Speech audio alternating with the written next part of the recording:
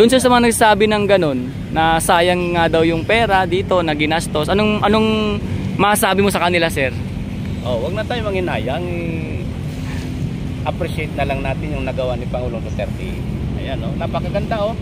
Wag na nating hilahin pabalik sa wag na nating hilahin pabalik sa dati. Ang hirap kasi, hindi ka na nga nakakatulong, hihilahin mo pa pababa. Noon, mga anong taon yun, 90s pa, mga 2000, umupo ka lang dyan, hindi ka makatagal, ah. Grabe, sabi ko, ano ba itong dagat na ito? Kailan pa kaya ito mababago? Ay ito, napakaganda. Pili natin pag malaki yan. Talagang ganyan. Gumawa ka ng maganda, gumawa ka ng hindi maganda, may masasabi. Tuwing nagkakaroon ng international cleanup, nandito kami. Yes, wala sir. Wala pa itong dolomite na ito. Andiyan kami naglilinis. Wala, ay maabot mo, ganyan-ganyan lang. Oh. Ano yung banda dyan? Wala rin. Sabi ko, paano ba ito? Magagawa ko ba ito? Buti na lang si President Duterte nag-order talaga. Sabagay, tinupad lang naman ni Pangulong Duterte yung mandamus order na galing sa Supreme Court. Akala ko nga imposible na ito eh. Yung pala, yung imposible magiging posible. Magandang araw, sir. Ano po sir yung pangalan mo? Felix. Sa palagay mo, sir, sa mga nagko-komento dito na sinasabi ng iba or iilan na sayang daw yung pera na ibinuhos dito para lang sa tinatawag na dolomite sand or itong tinatawag na Manila Baywalk Dolomite. Anong masabi mo dun, sir? Alin bang mas ang sayang? Yung ngayon ba na nakikita natin ito, yung noon? Yung noon, mga anong taon yun, 90s pa, mga 2000, umupo ka lang dyan, hindi ka makatagal, ah. Grabe, sabi ko, ano ba itong dagat na ito? Kailan pa kaya ito mababago? Buti na lang, naisipan talaga na ang Supreme Court naglabas ng mandamus na linisin daw ito, photos. Buti naman, natupad. Yung mandamus ngayon, order, sir, no? Ano bang pinanghinayangan? Nakabudget naman yan. Ano bang gusto? Saan ba natin dadalhin yan? Ay ito, napakaganda. Pili natin pag malaki yan. Talagang ganyan. Gumawa ka ng maganda, gumawa ka ng hindi maganda, may masasabi. Ano ako? Boy Scout ako. Boy Scout Okay. coordinator ako. Tuwing nagkakaroon ng international cleanup, nandito kami. Yes, Wala sir. pa itong dolomite na ito. Andiyan kami naglilinis. Wala, ay maabot mo, ganyan-ganyan lang. Oh. Ano yung banda dyan? Wala rin. Kaya napakaganda ngayon. Kumbaga, sir, yung resulta ng ginawa ditong rehabilitation, nakikita talaga natin. Oo. Pinanood ko ito mulat sa pool. Ikaw, Daddy T, si Engineer Berto. Yes, sir. Oo. Siyempre, yung iba nagpalit ng administrasyon, andun pa rin yung loyalty nila. Tayo naman kailangan kung sino nakaupo, suportahan natin. Totoo yan, sir. Oo. Para sa akin, bilang isang nagbablog or nagpapakita ng kaganapan dito sa Manila Bay, siyempre, sir, kung ano yung nakikita ko na may magandang pangyayari or nangyari na nakakaganda rin sa ating bansa, at nakikita ko na masaya yung mga nakakakita na resulta nito, ay talagang doon ako. Oo. Diba? Kailangan yung kapakinabangan ng lahat. Ilang years? Huwag na natin siraan. Yes, totoo yan. Sir, ilang taon ka nun, sir? Ilang taon ba yung sir sinasabi mo ng time na yung nakita mo na parang may pag-asa pa ba to? Meron pa ba tong... Mga ilang taon? Mga anong year yun, sir? Anong year yun? 2010, galing ako dyan. Umupo ako dyan, oh. Sabi ko, paano ba ito? Magagawa ko ba ito? Buti na lang si President Duterte nag-order talaga. Sabagay, tinupad lang naman ni Pangulong Duterte yung mandamus order na galing sa Supreme Court. Akala ko nga imposible na ito eh. Yan pala, yung imposible magiging posible. Oh. Yun din yung nakaano sa ano doon sa bato, nakatatak naman sa bato na talagang in-order talaga na yun nga. Oo. Mandamos galing sa Supreme Court. So ano akala ko nga linis lang. Nagtaka ako, may tinambak na sabi ko, ano, buhangin. Ayun pala, dolomite. May nakukuha palang ganito. Di ba dolomite, hindi naman yung tunay na buhangin talaga. Sir, ano siya, parang rust. Pero anong masabi mo, sir, dahil napakaganda. Napakaganda. Oh, kasi tingnan mo naman dagat natin.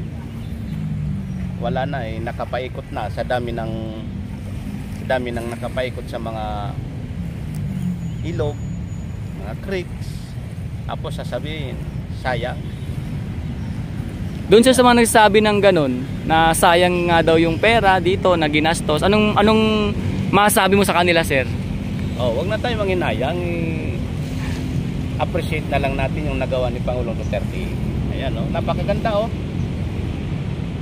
ang dagat. Wow. Ganda ng smiley, sir. Wow, ang dagat.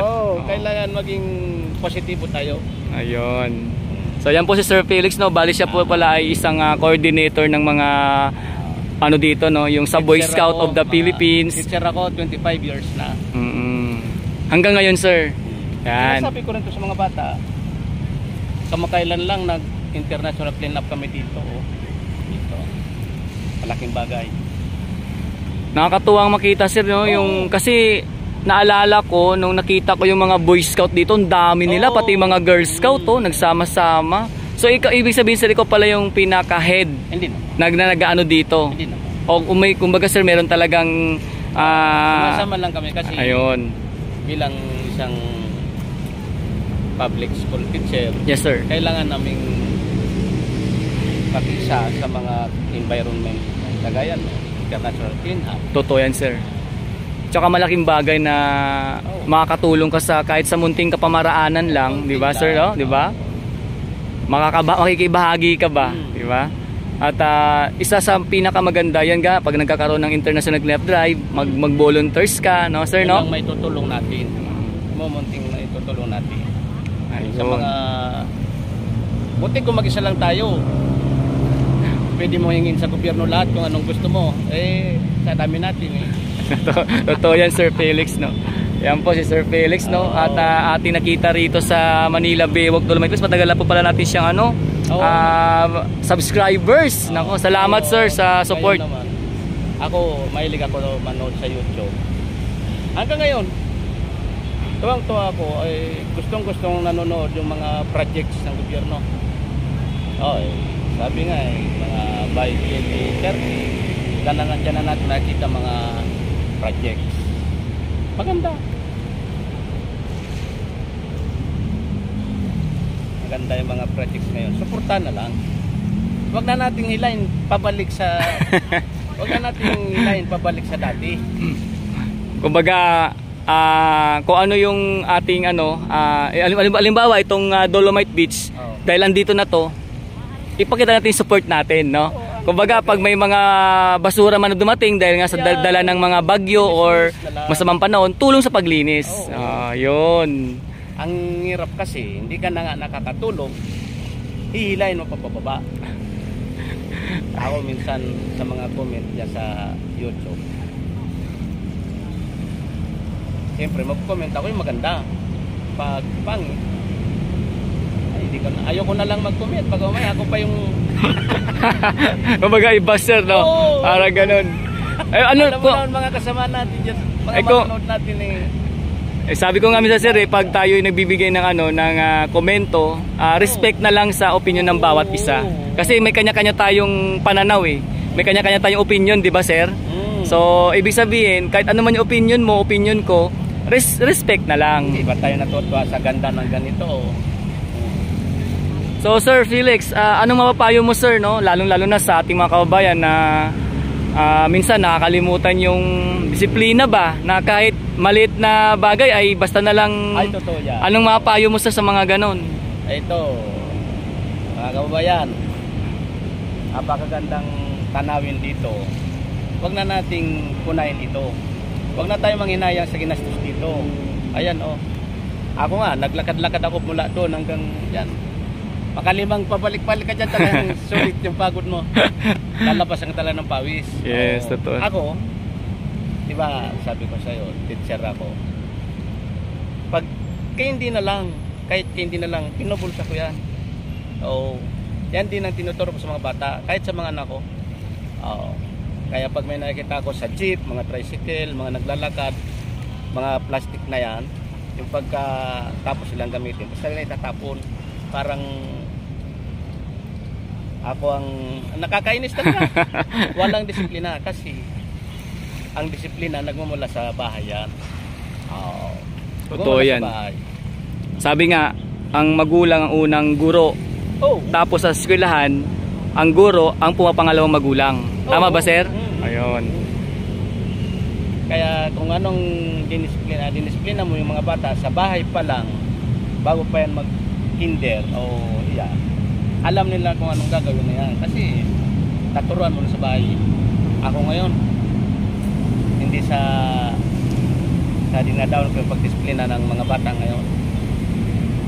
Noon, tingin lang ng teacher namin, takot na kami, timing na kami. Ngayon, wala na kami magagawa. Timing na kami. Paano? Bawal. Daming bawal na. Ako mismo susunod na lang din. Naranasan ko yan. Minora ako ng bata. Habis yun, no? Anong gagawin ko? Tumahimik na lang. Pero sir, pag mga ganun sir na sitwasyon, pinapatawag niyo yung mga magulang sir, di ba? At kinakausap. Ang iba hindi na napunta. Hindi gaya dati na pag sinabihan mong bata, ipapatawag kung magulang mo, takot na takot noon ang bata.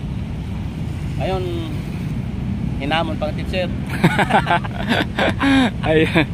So yan po si Sir Felix, mga kababayan, isa pong guro. Wag na natin. At andito po para nagpayag po ng kanyang mensahe kung ano po yung kanyang totoong nakikita rito sa Manila Bay Walk Dolomite Beach. At tatanong ko nga siya, kasi yung iba may mga komento minsan, sayang nga daw yung pera or yung mga binudget dito. So kayo na lang po yung kumbaga para sa akin bilang isang nagbablog din dito, para sa akin maganda yung nangyari dito kasi nakikita ko na natutuwa yung mga namamasyal, lalo mga bata nagtatakbuhan dito, at higit sa lahat nakakalanghap ka ng sariwang simoy ng hangin. Yun lang po mga kababayan ko para sa akin. Ayan po si Sir Felix sa pong guro, at kung saan siya po ay nagbigay ng kanyang munti at magandang mensahe. Salamat Sir Felix. Thank you sir.